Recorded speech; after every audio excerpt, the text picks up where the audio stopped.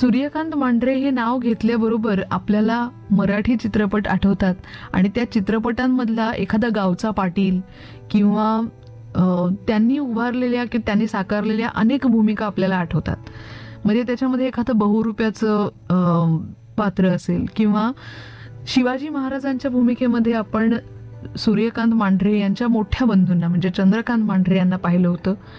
पण त्यांना सुद्धा शिवाजी महाराजांच्या भूमिकेमध्ये काही ठिकाणी आपण पाहिलं आणि अनेक चित्रपटांमधनं हा चेहरा आपल्या परिचयाचा झाला.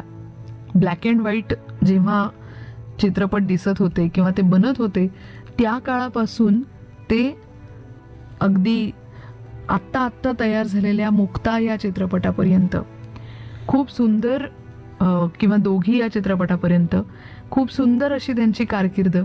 अंतरीचा दिवा, आयुष्यवंत हो बाळा, अखेर जमलं, जगावेगळी गोष्ट, जय भवानी, धन्य ते संताजी धनाजी, मुकी लेकरं, महाराणी येसुबाई, मल्हारी मार्तंड, सासर माहेर, स्वराज्याचा शिलेदार, ही नार रूपसुंदरी, सांगते ऐका, असे कितीतरी चित्रपट सांगता येतील.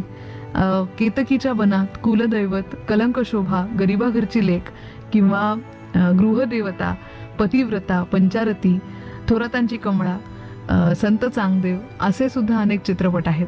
शिलंगणाचं सोनं हा त्यांचा खास गाजलेला आणि त्याचबरोबर फकीरा किंवा भाऊबीज हा सुद्धा त्यांचा अतिशय गाजलेला चित्रपट होते. मराठी नाटकं सुद्धा त्यांनी साकारली. मराठी नाटकांमधली त्यांची भूमिका कुणाकुणाला आठवते बघा. मी तुम्हाला नाटकांची नावं सांगते, त्यातली त्यांची भूमिका तुम्हाला आठवते का?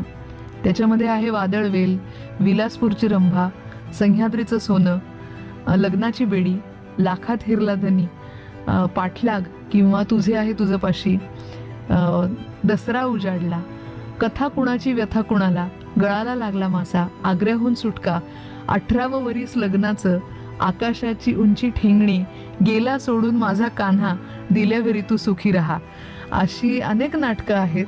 या नाटकांमधले खूप वेगवेगळी पात्र त्यांनी साकारली. त्यांच्या नावाचं एक कलादालन आता सहकारनगरच्या भीमसेन जोशी कलादालनाचा एक भाग होतं.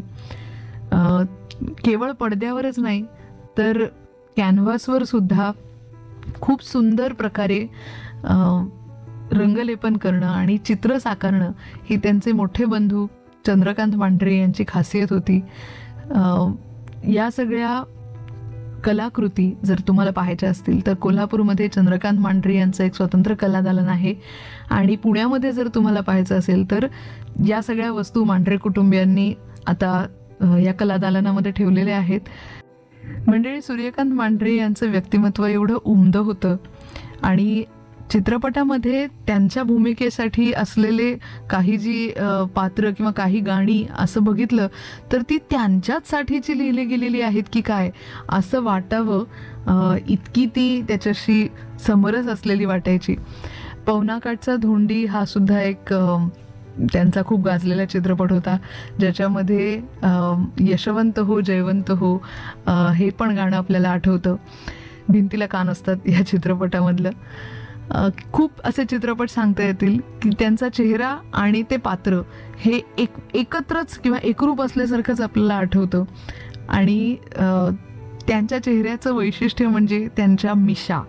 आणि काही चित्रपटांच्यासाठी जेव्हा त्यांना असं सांगितलं गेलं होतं की तुम्ही हा मिशा काढाल का, किंवा या पात्राची गरज म्हणून किंवा ते कॅरेक्टर उभं करण्यासाठी म्हणून, तेव्हा मात्र त्यांनी या गोष्टीची तडजोड कधीच केली नाही. आणि त्याच्यामुळे त्यांचा चेहरा सगळ्या प्रकारची पात्र जरी असली तरी तो त्या मिशीसोबत तसाच आपल्याला आठवत राहिला. मंडळी, सूर्यकांत मांढरे यांचं खरं नाव होतं वामन तुकाराम मांढरे आणि त्यांचे मोठे बंधू चंद्रकांत मांढरे. पण चंद्रकांत सूर्यकांत या नावानीच किंवा ही जोडीच खूप प्रसिद्ध झालेली होती आणि त्यांचं जे आकर्षक रूप होतं ते भालजी पेंढारकरांच्या नजरेला पडलं. आणि 1938 साली वयाच्या 12व्या वर्षी त्यांनी ध्रुव चित्रपटामध्ये पहिल्यांदा अभिनय केला. रुपेरी पडद्यावर त्यांचं पदार्पण झालं. पण अभिनयाच्या सोबतच चित्रकलेमध्येही त्यांना खूप रस होता आणि त्यांचं मन चित्रकलेकडे सुद्धा ओढ घेत होतं. उच्च शिक्षण चित्रकलेचं आपल्याला मिळावं असं त्यांना खूप वाटायचं. आणि त्यामुळे तेव्हा बाबा गजवर यांच्याकडे ते चित्रकलेचे धडे गिरवायला लागलेले. बहिर्जी नाईक यांच्यावरती एक चित्रपट भालजी तयार करत होते आणि त्याच्यामध्ये 1943 मध्ये त्यांना पहिल्यांदा भूमिका करायला मिळाली. या चित्रपटाच्या श्रेयनामावलीसाठी त्यांनी त्यांचं नाव सूर्यकांत असं ठेवलं आणि पुढच्या सगळ्या चित्रपटांमध्ये ते सूर्यकांत याच नावाने पडद्यावर दिसले. या चित्रपटसृष्टीमध्ये जेव्हा ते स्थिरावले तेव्हा हळूहळू त्यांना वेगवेगळ्या प्रकारच्या भूमिका यायला लागल्या. 1950 मध्ये राजा नेनेंनी दिग्दर्शित केलेल्या केतकीच्या बनात या चित्रपटामध्ये त्यांनी सर्जेरावाची भूमिका केली आणि तमाशा प्रधान किंवा ऐतिहासिक कथानकाच्या सोबत शहरी जीवनावरचे आधारित अशी कथानक असलेले सुद्धा अनेक चित्रपट होते, त्याच्यामध्येही त्यांनी अभिनय केला. त्यांचा चेहराच असा होता की किंवा व्यक्तिमत्वाच्या सोबत एकूण की एक भारदस्त किंवा घरातला एक कर्ता पुरुष किंवा असं वाटावं अशा प्रकारचा होता. पण त्याचबरोबर त्यांनी काही म्हणजे अगदी हिरो नसला तरी सुद्धा किंवा काही दुय्यम प्रकारच्या भूमिका सुद्धा त्यांच्या वाट्याला आलेल्या होत्या. पण जयश्री गडकरी यांच्याबरोबर त्यांची जी जमली जोडी ती खूपच लोकप्रिय ठरली. जवळपास 27 हिट चित्रपट सूर्यकांत आणि जयश्री गडकरी या जोडीने दिलेले होते.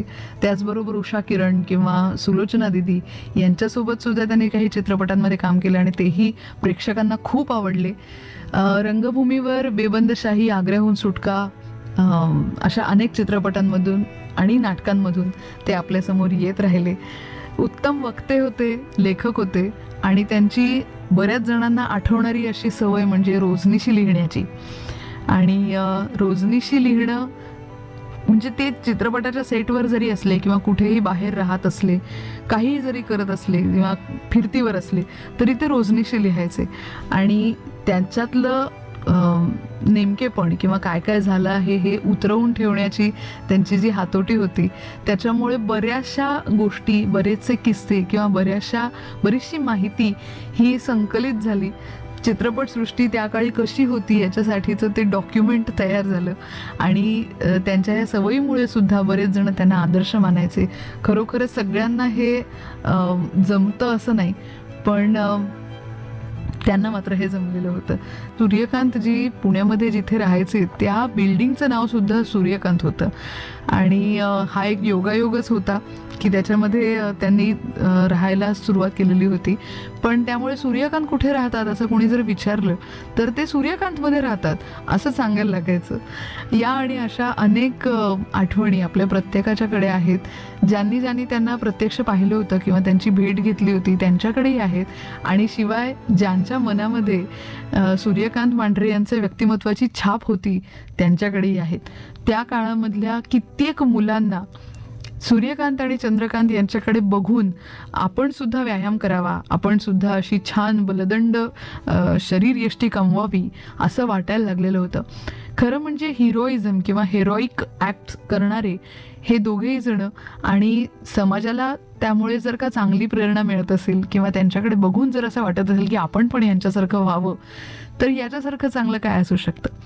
खरोखरच त्यामुळे त्यांनी स्वतःला अतिशय चांगल्या प्रकारे म्हणजे फिजिकली फिट असं ठेवलेलं होतं आणि त्याचबरोबर आपला कलासक्त असा स्वभाव आणि आपली आवड, कलेचा छंद तोही त्याने जोपासलेला होता.